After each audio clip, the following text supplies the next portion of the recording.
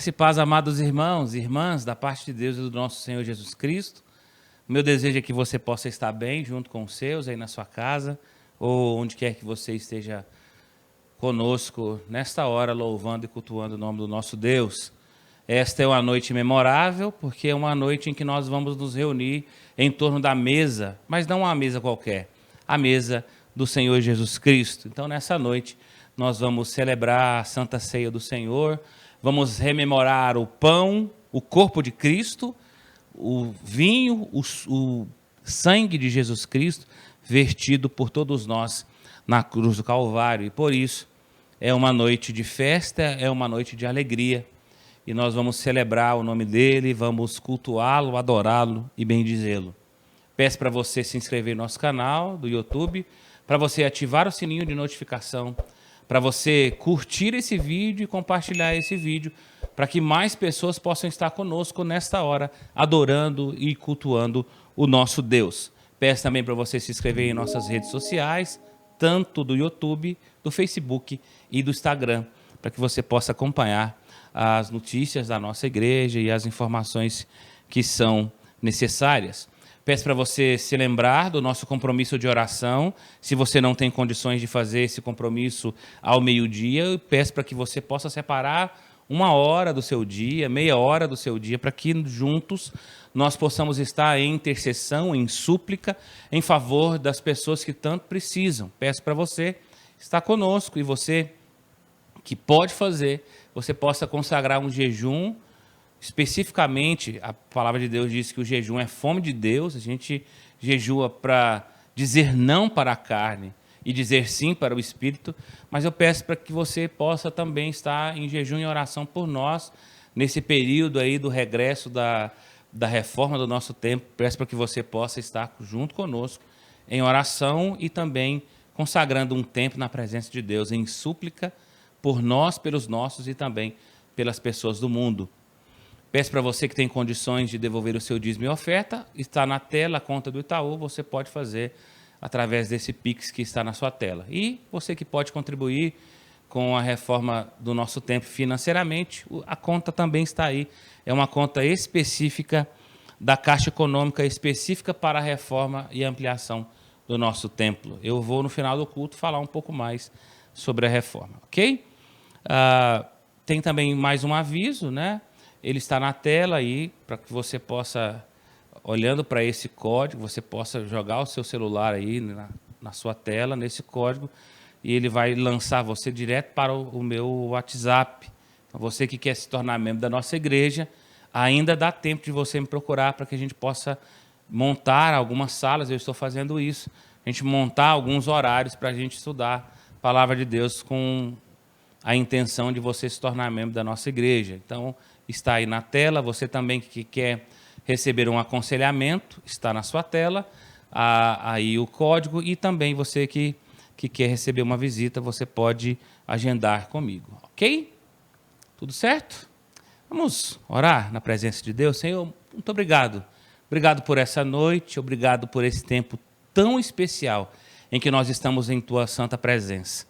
Receba, ó Deus, o nosso louvor, a nossa adoração, a nossa gratidão, o nosso culto. Nós estamos reunidos não para assistirmos um culto, estamos reunidos para prestarmos um culto ao Senhor, entendendo que esse momento é especial, é ímpar, é um culto racional, é um culto em que nós sabemos o que estamos fazendo.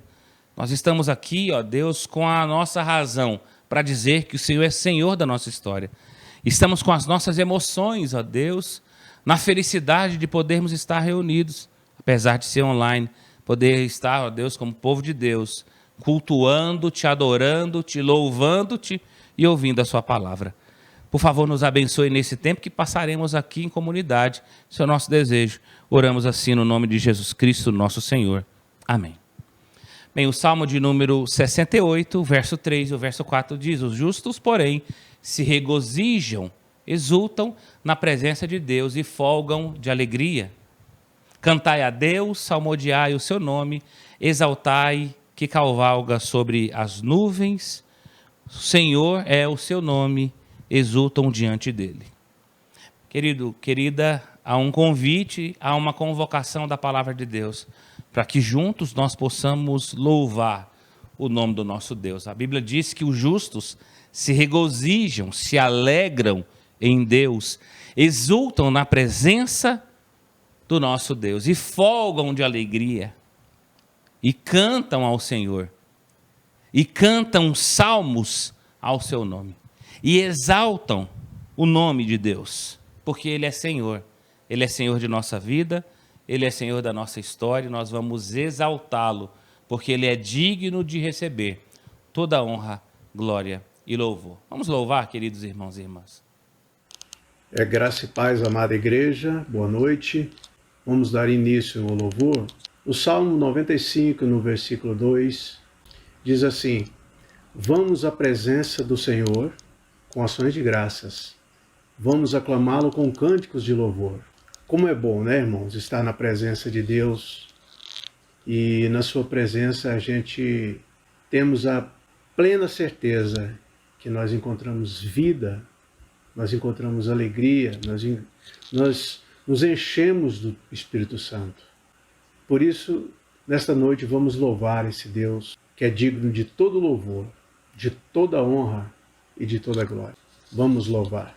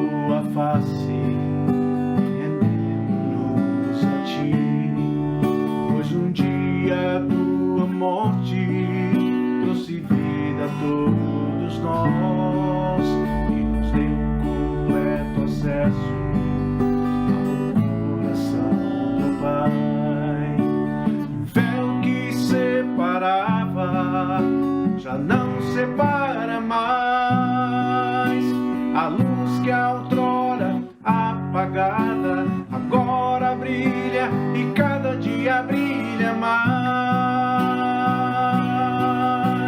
Só pra te adorar e fazer teu nome grande.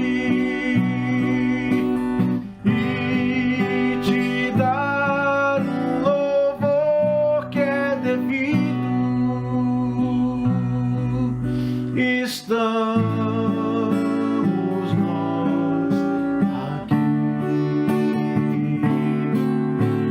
só pra te adorar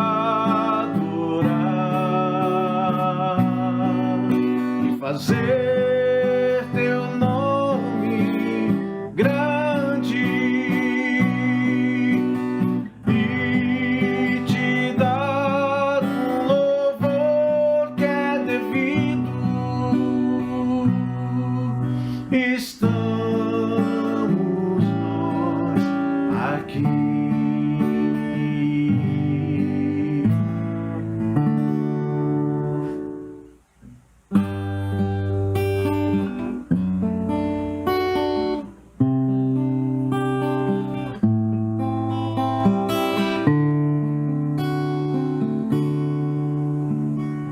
Quão famoso és, Rei do universo, tua glória enche a terra, enche o céu. Tua glória enche a terra, tua glória enche o céu. Tua glória enche minha vida,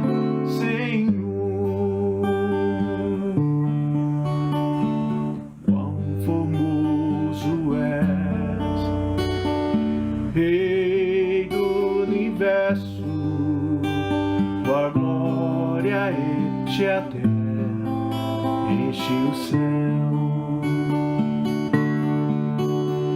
Tua glória enche a terra, tua glória enche o céu, tua glória enche minha vida, Senhor. Maravilhoso é estar em tua presença, maravilhoso é poder te adorar, maravilhoso é tocar em tuas vestes, maravilhoso é te contemplar, Senhor. Maravilhoso é estar em tua presença, maravilhoso é poder te adorar, maravilhoso é tocar em tuas vestes, maravilhoso é te contemplar, Senhor.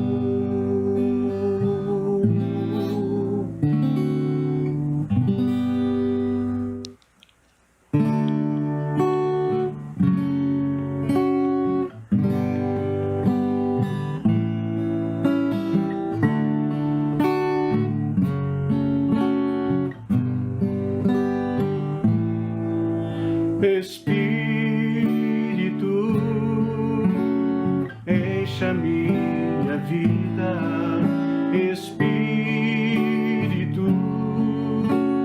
encha minha vida, enche-me com teu poder, pois de ti eu quero ser. Espírito, enche o meu ser. As minhas mãos eu quero levantar e em louvor te adorar. Meu coração eu quero derramar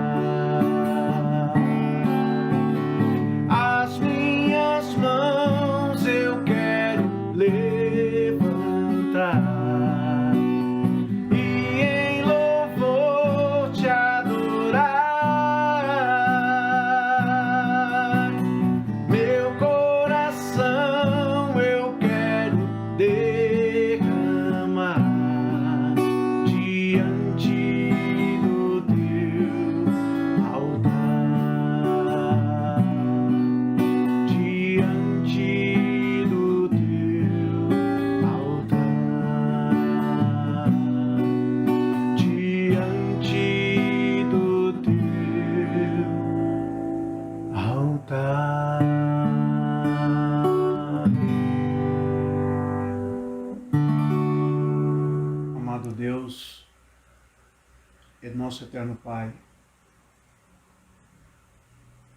nós te agradecemos, ó Deus, por esta noite, por este momento. Receba de nós o louvor,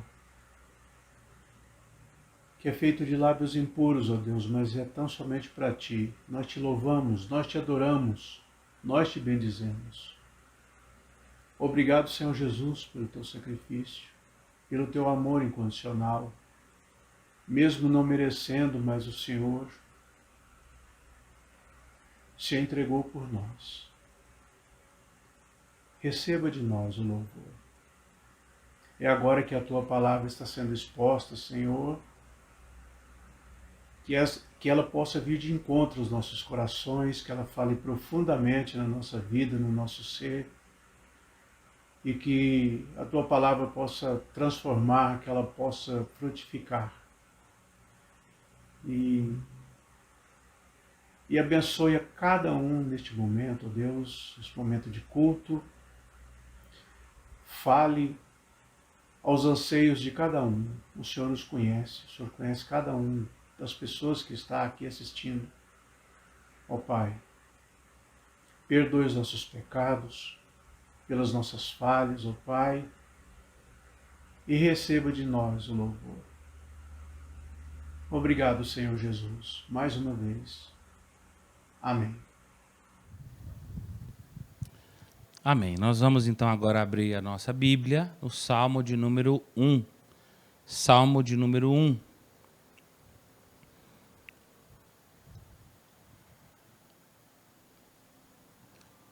Segundo João Ferreira de Almeida, os justos e os ímpios. Salmo de número 1, a palavra de Deus nos diz: Bem-aventurado o homem que não anda no conselho dos ímpios, não se detém no caminho dos pecadores, nem se assenta na roda dos escarnecedores.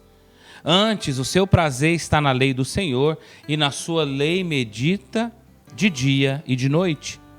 Ele é como árvore plantado junto à corrente de águas, que no devido tempo dá o seu fruto, cujas folhagens não murcham, e tudo quanto ele faz será bem-sucedido. Os ímpios não são assim, são, porém, como a palha que o vento dispersa. Por isso, os perversos não prevalecerão no juízo, nem os pecadores na congregação dos justos. Pois o Senhor conhece o caminho dos justos, mas o caminho dos ímpios perecerá. Esse texto está falando de felicidade e principalmente uma felicidade centrada na palavra de Deus. Ou seja, ter a palavra de Deus no centro da nossa vida é fonte de verdadeira felicidade. E é legítimo buscarmos a felicidade. O ser humano é um ser que busca a felicidade.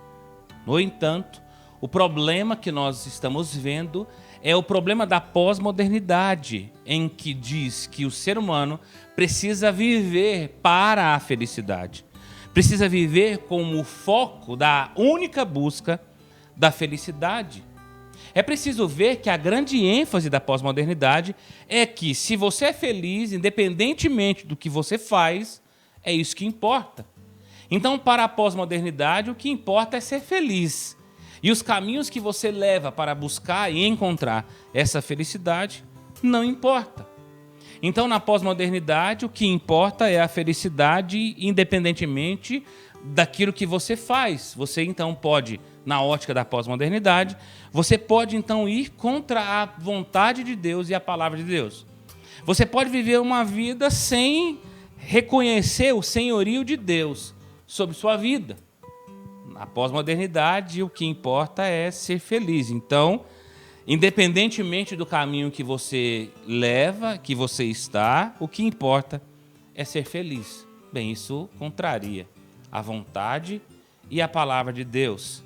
Porque a palavra de Deus, embora ela não nos apresente nenhuma afirmação que diga que Deus nos criou para sermos felizes, todavia, biblicamente falando, felicidade está voltada, direcionada à obra do Espírito Santo em nos conduzir a uma vida de submissão à vontade de Deus. Felicidade na ótica da palavra de Deus é você estar inspirado pelo Espírito Santo, governado pelo Espírito Santo, conduzido pelo Espírito Santo para viver inteiramente em submissão à vontade de Deus.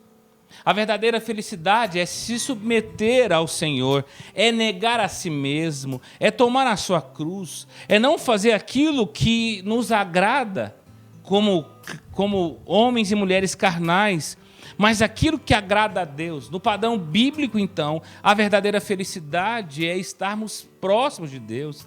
A verdadeira felicidade, biblicamente falando, é sermos íntimos de Deus.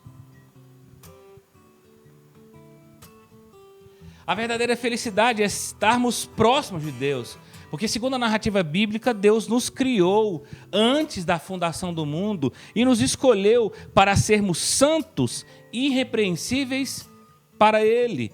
Efésios capítulo 1, verso 4. Ou seja, nós somos eleitos, nós somos predestinados para vivermos para Deus. Segundo essa narrativa da palavra de Deus, então, eu e você nascemos para encontrar a verdadeira satisfação e a verdadeira felicidade em Deus.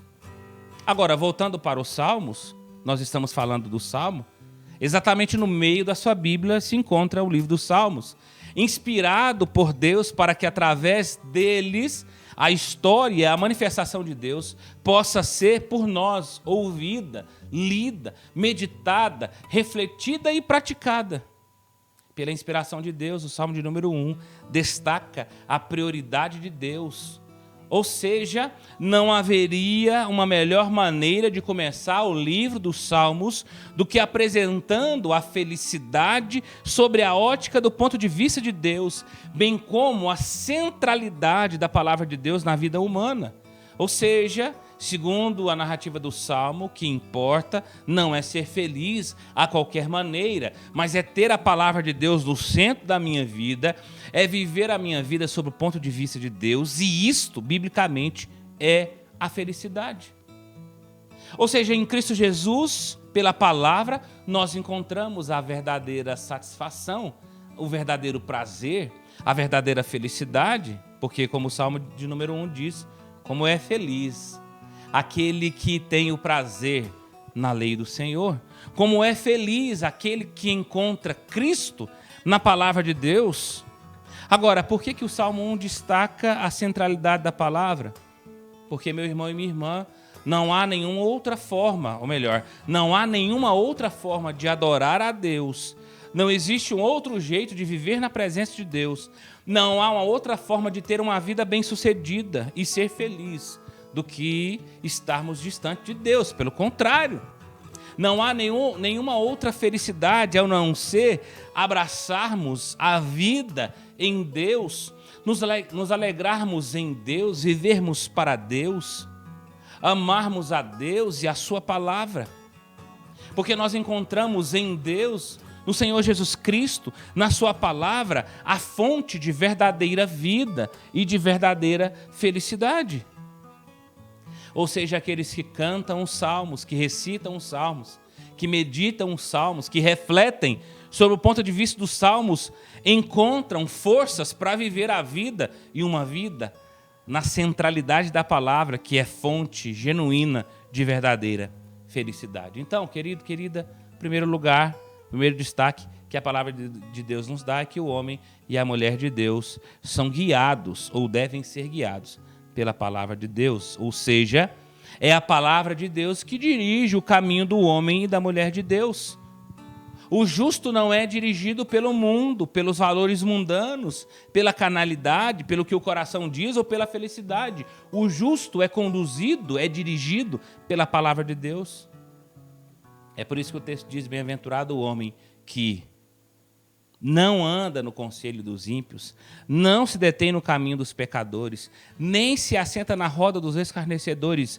Antes, o seu prazer está na lei do Senhor, e nessa lei ele medita de dia e de noite. Ele tem um compromisso com a palavra de Deus.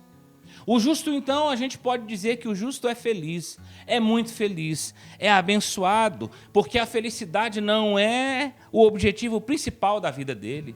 O objetivo principal da vida do justo é viver na palavra de Deus. É ter atitudes guiadas, refletidas, orientadas pela palavra de Deus.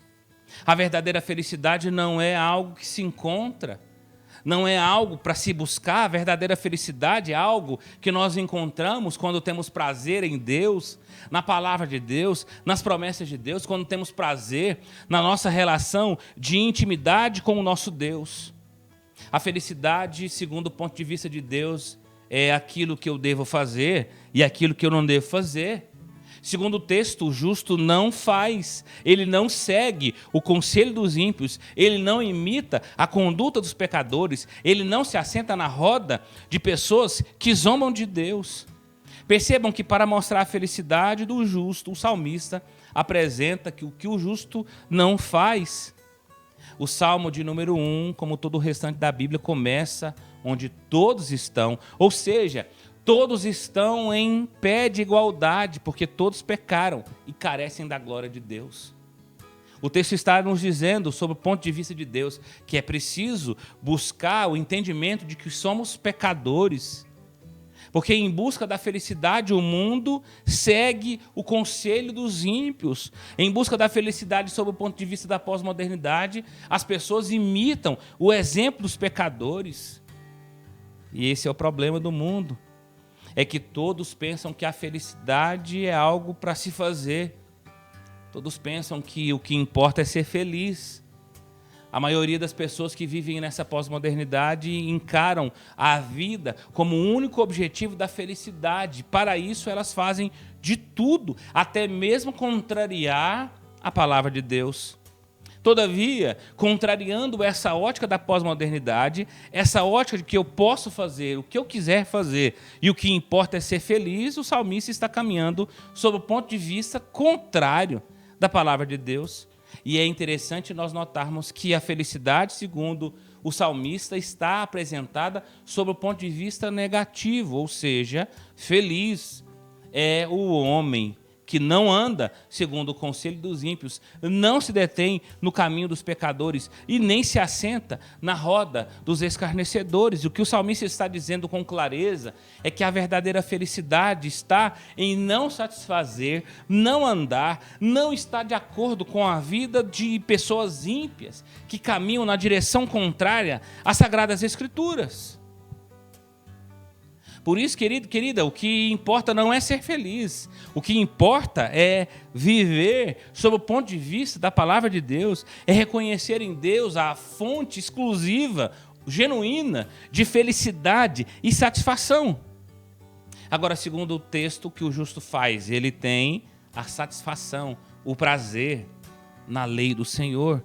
E nessa lei ele medita de dia e de noite. O prazer está em conhecer, em ler, em meditar e praticar a palavra de Deus. Ou seja, a palavra de Deus é que direciona o caminho do homem e da mulher de Deus, e nesse caminho ele encontra a felicidade. Então, querido, querida, se você tem o desejo de ser feliz, é preciso que eu e você possamos viver de acordo com a palavra de Deus, porque se assim vivermos, se assim nós vivermos segundo o ponto de vista da palavra de Deus e uma vida de intimidade com Deus, nós encontraremos a felicidade, a satisfação, o prazer. Já o ímpio, ele vai progredindo para o mal, ele vai piorando em suas posturas, ele vai piorando como pessoa. O justo, porém, é feliz porque a palavra de Deus é que dirige os seus passos. Ele não segue o fluxo de vida dos ímpios, mas ele se satisfaz na lei do Senhor, e nessa lei ele medita dia e noite. Ele não dá uma passada por cima para dizer que leu, ele não decora um versículo apenas, ele medita, ele reflete, essa palavra entra dentro dele, ele rumina, ele fica num processo em que a palavra de Deus vai o transformando de dentro para fora, e ele entende que viver sob o ponto de vista de Deus é não olhar, é não seguir o conselho dos ímpios, é não se identificar com os pecadores. E aí nós chegamos no segundo lugar desse texto. É a palavra de Deus que define a atitude dos justos, é a palavra de Deus que define a atitude dos justos.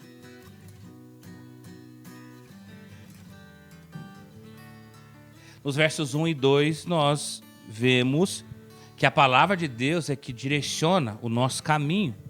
Mas aqui o texto demonstra que a palavra de Deus define o modo de vida que eu e você precisamos viver.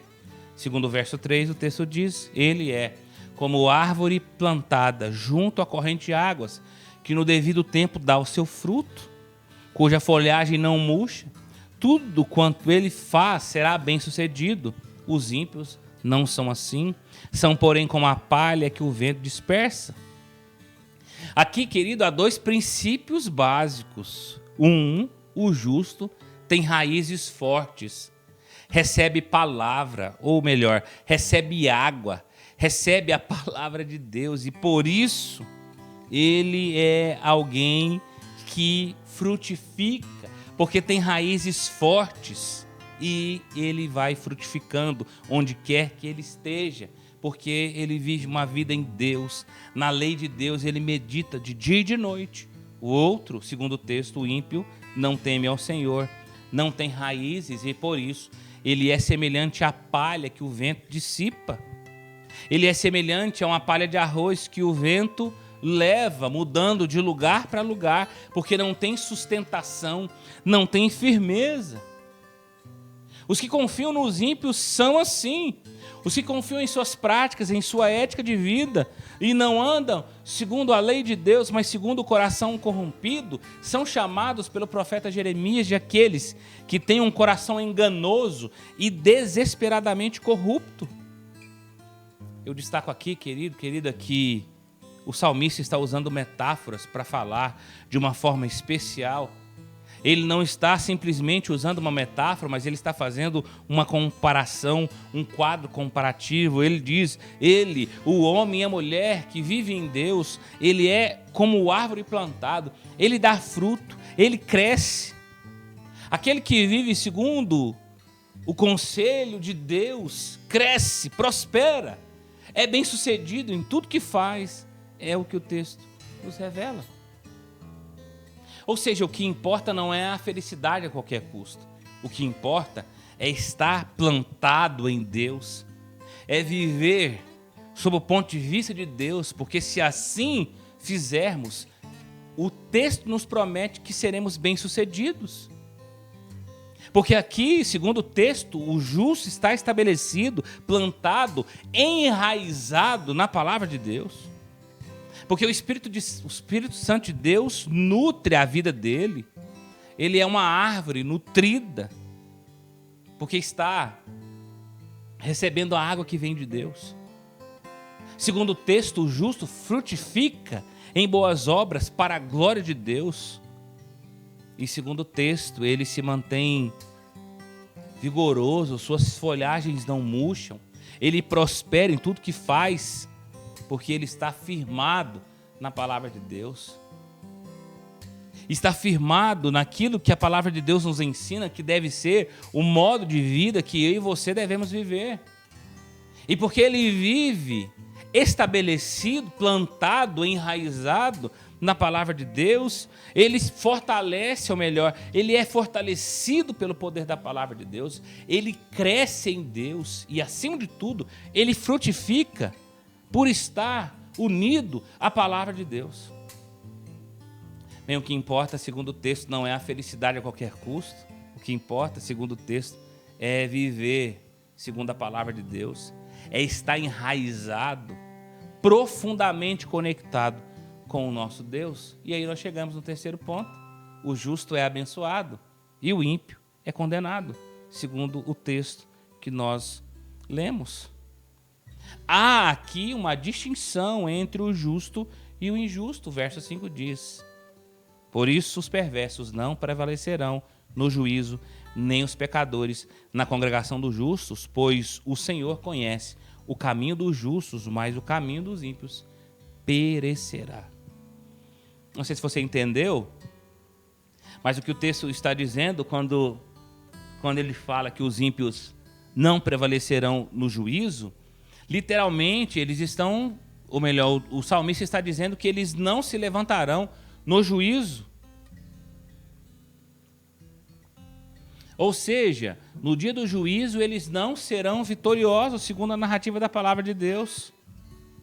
Apesar de aparentemente no mundo eles sempre prevalecerem, eles sempre serem vitoriosos, apesar de tudo isso, segundo a narrativa da palavra, eles sempre ganham, eles sempre são vitoriosos porque vivem segundo o curso desse mundo, segundo o príncipe da potestade do ar. Eles têm sucesso em qualquer área da vida, mesmo não fazendo a vontade de Deus. Eles vivem uma felicidade desonesta, porque são desonestos em seus negócios, porque são corruptos, mas eles não têm crise de consciência, porque eles vivem assim.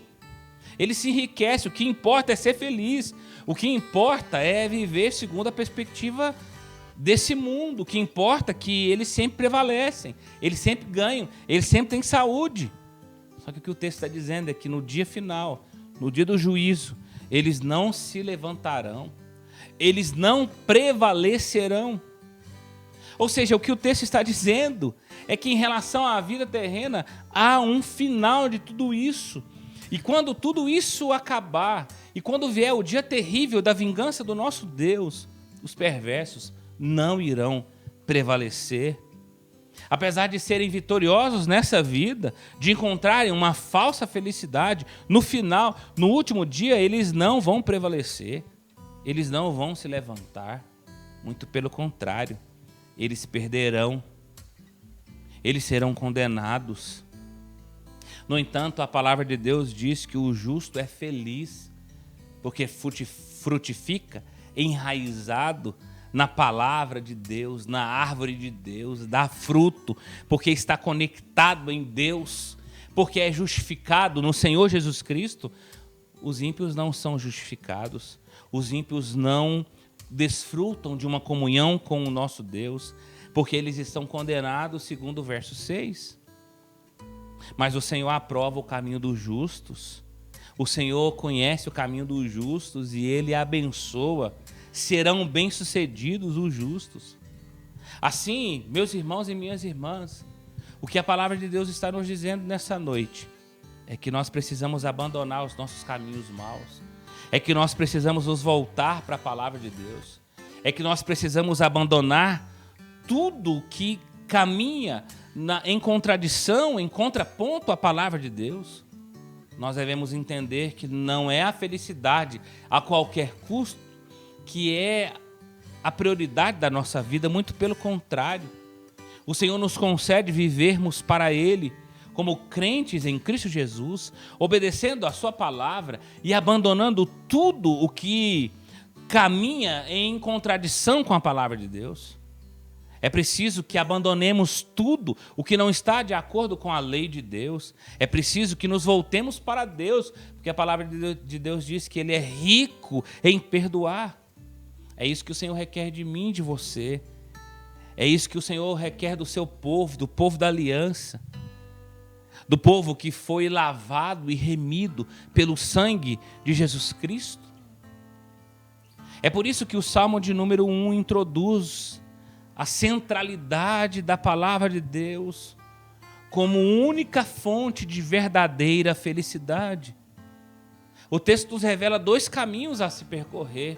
O caminho do justo é o caminho daquele que busca a palavra de Deus, é o caminho de Deus, é o caminho em que ele é governado e dirigido pelo poder do Espírito Santo de Deus.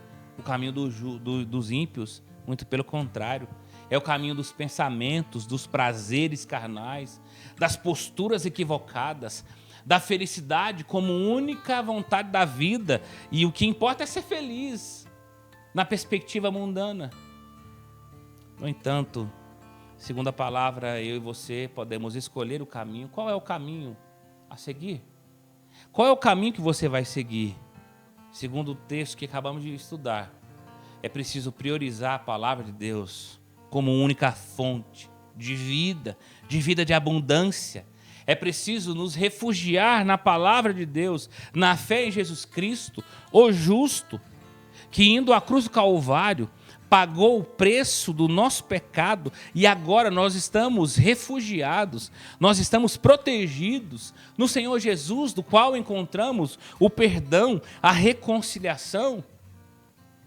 O desejo da palavra de Deus a mim e a você é que sejamos dirigidos por ela, é que sejamos fortalecidos por ela, é que sejamos definidos pela palavra de Deus, é que sejamos orientados pela palavra de Deus, enraizados pela palavra de Deus. Sinceramente, meu irmão, minha irmã, que Deus nos ajude a escolhermos o caminho próspero da palavra de Deus.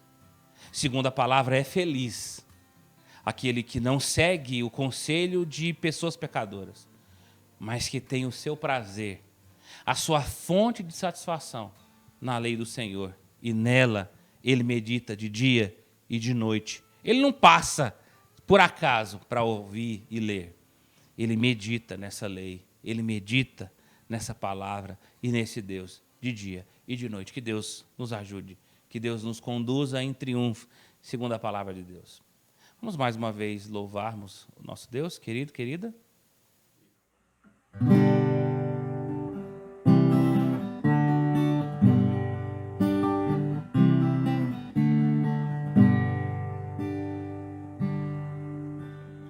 Bem-aventurado o homem que não anda segundo o conselho dos ímpios,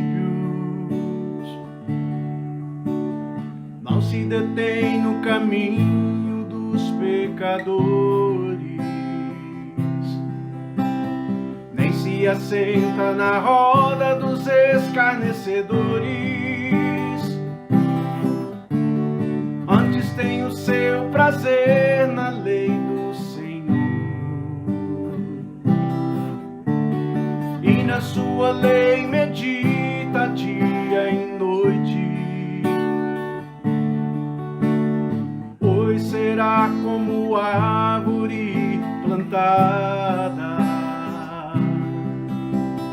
junto a ribeiros de água, a qual dá o seu fruto na estação apropriada, e cujas folhas não caem, tudo quanto fizer prosperará, a qual dá o seu fruto na estação apropriada, e cujas folhas não caem, tudo quanto fizer prosperará.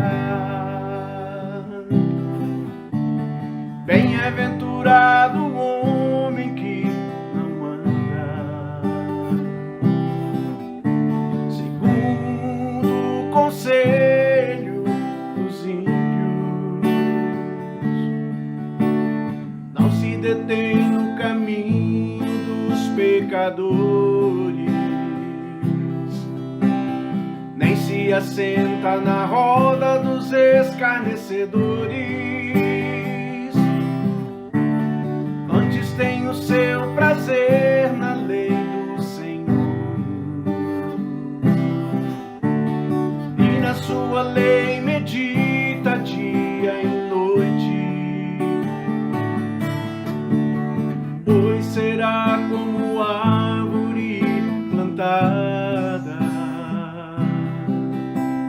junto a ribeiros de água, a qual dá o seu fruto na estação apropriada, e cujas folhas não caem, tudo quanto fizer prosperará, a qual dá o seu fruto na estação apropriada, e cujas folhas não caem, tudo quanto fizer prosperará. Tudo quanto fizer prosperará. Tudo quanto fizer prosperará. Pois bem, meus irmãos, agora nós estamos ao redor da mesa do Senhor. Não é uma mesa qualquer, é a mesa do Senhor Jesus Cristo, é a mesa que revela o amor, a graça, a misericórdia genuína do nosso Deus. Não é por acaso que o Senhor Jesus fez inúmeros milagres em torno da mesa. Ao redor da mesa, Jesus se manifestou milhares de vezes, porque nas refeições Jesus se revelava como o pão da vida. Jesus se revelava o sangue do Cordeiro, o sangue que tira todo o pecado sobre nossas vidas. Então nós estamos em torno da mesa do Senhor, nesse tempo de pandemia e principalmente no nosso caso, nesse tempo em que nós estamos ainda concluindo com o nosso novo templo. Nós estamos, apesar de distantes fisicamente, nós estamos reunidos em torno da mesa, porque nós partilhamos uma só fé, uma só esperança, uma só convicção. Nós temos um só Senhor, Salvador, o Senhor Jesus Cristo. E nessa celebração do Cordeiro, a comunidade, então, deve ser comunicada de que a ceia é o sinal e o selo da comunhão no comer e no beber com o Senhor crucificado e ressurreto. É somente nesse momento em que nós nos lembramos e proclamamos a morte de Cristo e a sua ressurreição. Na ceia, a comunidade é comunicada de que nós estamos em comunhão com Cristo, uns com os outros, na esperança do reino, como antecipação de um banquete que nós partilharemos lá na eternidade ao lado do nosso Senhor. Na mesa do Senhor, a igreja é renovada, fortalecida pela memória da vida, da morte e da ressurreição de Jesus Cristo, o nosso Senhor. Na mesa, a igreja é selada no pacto da graça de Deus, pela participação da autoentrega de Jesus Cristo. E ao lembrarmos da morte e da sua ressurreição, nós estamos manifestando a realidade do pacto da graça ao sermos reconciliados por esse Deus, com a intenção de que nós sejamos agentes da reconciliação. E ao participarmos da ceia, a comunidade daqueles que creem, então, renovam os seus votos assumidos no batismo, entregando-se novamente ao amor a Deus, a amarmos a Deus, um ao outro e também ao mundo. Nós estamos distantes geograficamente como povo de Deus, mas em Cristo nós somos um. E o Senhor Jesus, o Supremo Pastor das nossas almas, continua nos convidando. Vinde a mim, todos vós que estáis cansados e sobrecarregados, e eu vos aliviarei. Tomai sobre vós o meu jugo e aprendei de mim, porque sou manso e humilde de coração, e achareis descanso para a vossa alma. Nós vamos então orar, consagrando esses elementos do uso comum. O pão continua sendo pão, o vinho, o suco de uva continua sendo suco de uva. Contudo, nós vamos partilhar desse alimento espiritual do Senhor Jesus Cristo. Vamos orar, meus irmãos? Senhor, nós estamos na sua presença e pedimos que o Senhor derrame sobre nós o teu Santo Espírito e que ao comermos esse pão e bebermos esse vinho, tenhamos a certeza da promessa de Cristo que está sendo cumprida em nós. Através desse meio de graça, do pão e do vinho, levante os nossos corações e nossas mentes à sua presença. E nessa hora, manifeste a realidade do pacto da graça ao nos reconciliar contigo através dos vínculos do Calvário. Portanto, ó Deus, consagre esses elementos do uso comum em alimento espiritual a todos os que estão reunidos em torno da tua mesa. Em nome de Jesus Cristo, o nosso Senhor. Amém.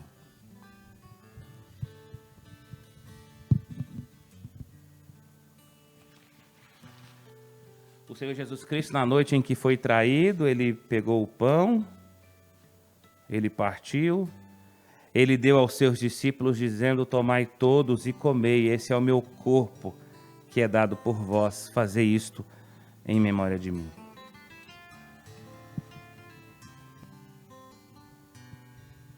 Por semelhante modo, depois de haver ceado, ele pegou um cálice contendo vinho, e ele deu aos seus discípulos, dizendo: tomai todos e bebei, esse é o meu sangue, que será vertido em favor de vós.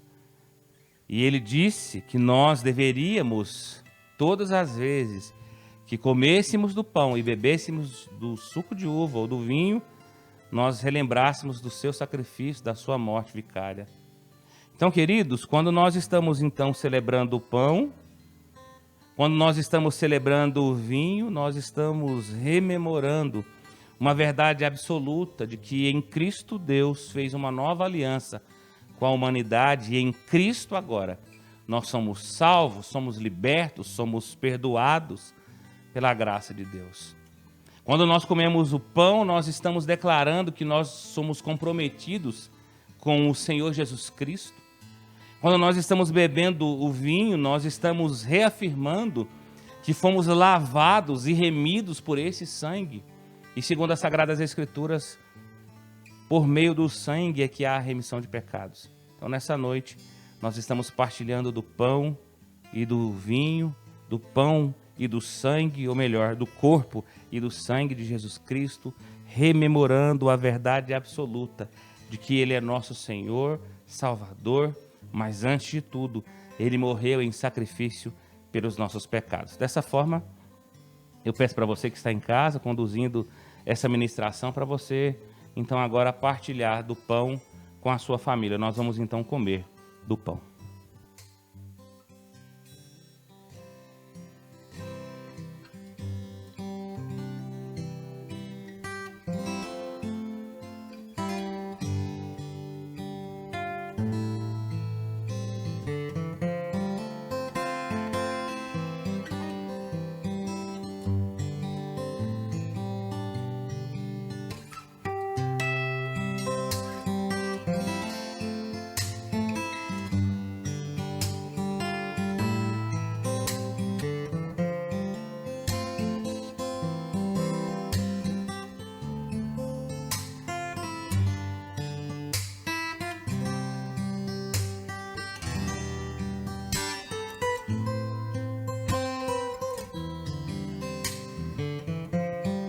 Para você que está em casa, ministrando, nesse momento, você vai pegar então o vinho, a representação do sangue do Cordeiro, e você vai então partilhar desse momento, tomando o sangue da nova aliança.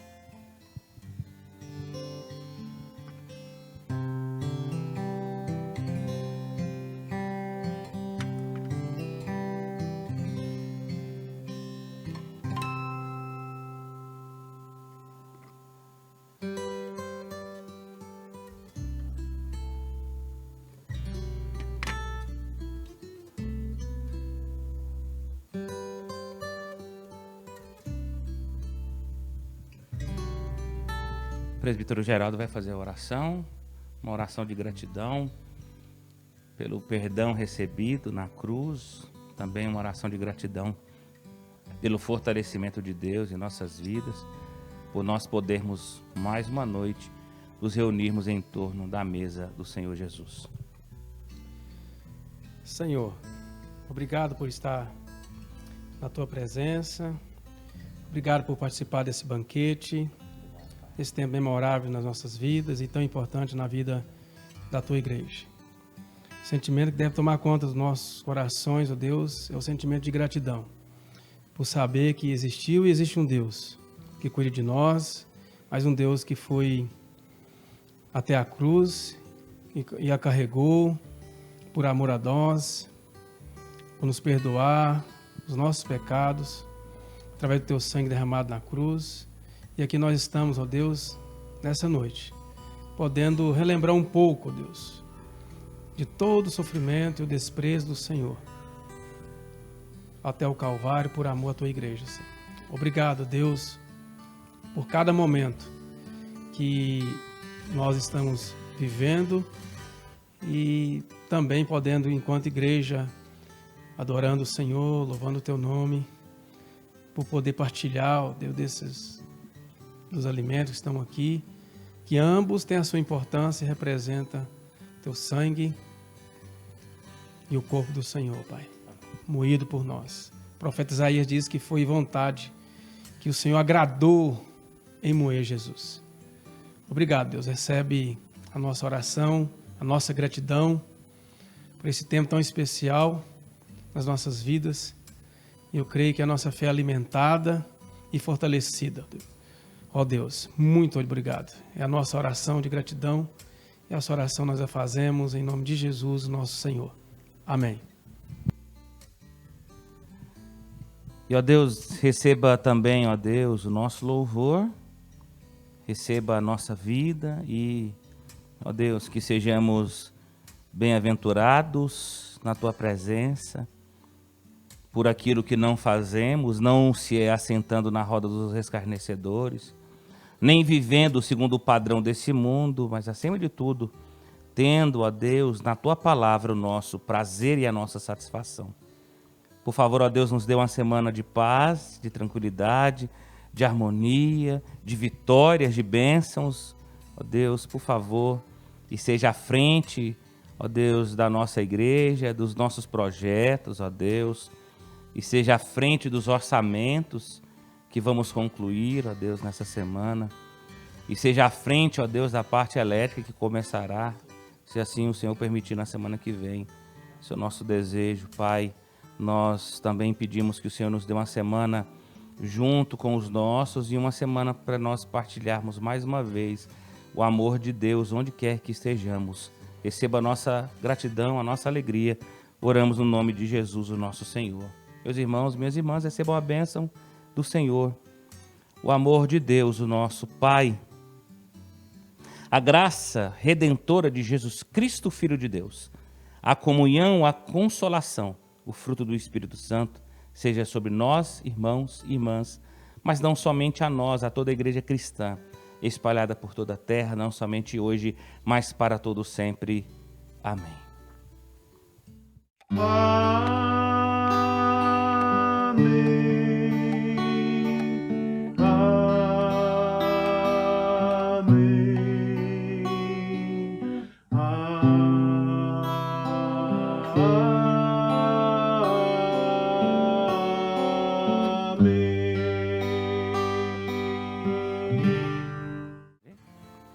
Pois bem, meus irmãos, nosso desejo é que vocês possam ter uma boa semana na presença de Deus. Na parte da reforma do nosso templo, nós tivemos um contratempo com o orçamento. O nosso engenheiro teve alguns problemas de saúde na quinta e na sexta. Nós não conseguimos pegar o orçamento geral do banheiro e da parte da frente, mas conseguimos pegar o orçamento elétrico. E com a graça de Deus, nessa semana já começa a parte elétrica lá da nossa igreja. Então, peço para que você continue orando conosco, sonhando conosco, e você que tem condições, continue investindo na obra de Deus, nos vínculos do Calvário.